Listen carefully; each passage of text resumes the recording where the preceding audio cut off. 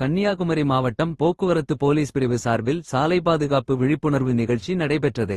இந்நிகழ்ச்சியில் இருசக்கர வாகனங்களில் ஹெல்மெட் அணிவதன் முக்கியத்துவம் பற்றியும் 4 சக்கர வாகனங்களில் சீட்பெல்ட் அணிவது குறித்தும் விழிப்புணர்வு ஏற்படுத்தப்பட்டது. இந்நிகழ்ச்சியில் கன்னியாகுமரி டிஎஸ்பி மகேஷ்குமார், கன்னியாகுமரி போக்குவரத்து போலீஸ் இன்ஸ்பெக்டர் பிரபு ஆகியோர் இருசக்கர வாகனங்களில் செல்கின்றவர்கள் ஹெல்மெட் அணிய வேண்டியதன் அவசியத்தை வலியுறுத்தி பேசினர். உதவி ஆய்வாளர் ஜெயபிரகாஷ் உட்பட பலர் கலந்து கொண்டனர். நான் எப்போதும் சாலை விதிமுறைகளை கடைபிடிப்பேன் என உறுதி கூறுகிறேன் என்ற உறுதிமொழியில் அனைவரும் கையெழுத்திட்டனர். பின்னர் அங்கிருந்து ஊர்வலமாக புறப்பட்ட மாணவ மாணவிகள் பழைய பஸ் நிலையம், மெயின் ரோடு வரை விழிப்புணர்வு பேரணியை நடத்தினர். நிகழ்ச்சியை ஒட்டி வாகனங்களில் கருப்பு ஸ்டிக்கர்களை போலீசார் ஒட்டினர்.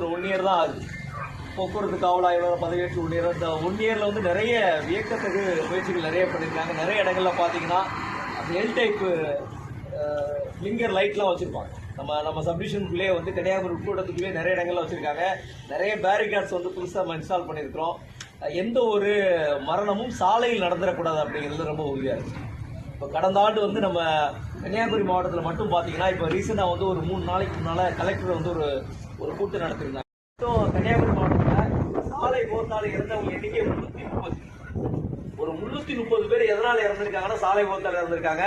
அதுல ரேஷியோ பாத்தீங்கன்னா 65% வந்து யாரும் கேட்டீங்கன்னா யங்ஸ்டர்ஸ். எல்லாமே வந்து பாத்தீங்கன்னா 2 வீலர் வந்து மரணங்கள் அதிகமா இருக்கு. ஹெல்மெட் போடாததுனால வந்து மரணங்கள் நிறைய நிகழ்ந்திருக்கு. அது மட்டும் இல்ல, 330 பேர் இறந்துட்டாங்க. ஒரு சைட்ல பார்த்தாலும் 1408 பேர் வந்து காயங்கள் ஏற்படும்.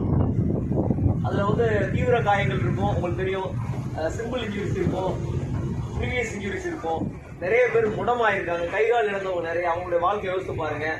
இப்போ ரீசெண்டாக இப்போ ஜனவரி மாதம் ஆரம்பிச்சு நம்ம கன்னியாகுமரியில் மட்டும் வந்து 5 மரணங்கள். எதனால? சாலை விபத்துக்கலாம்.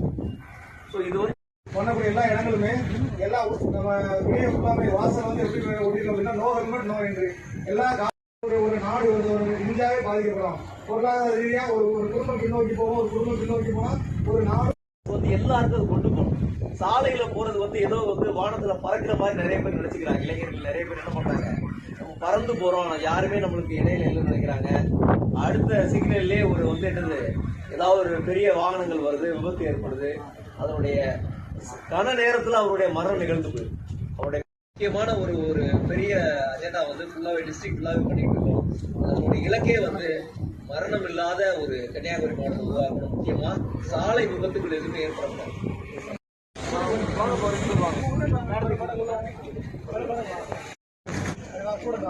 அங்க கொடுத்துருக்கோம்ல.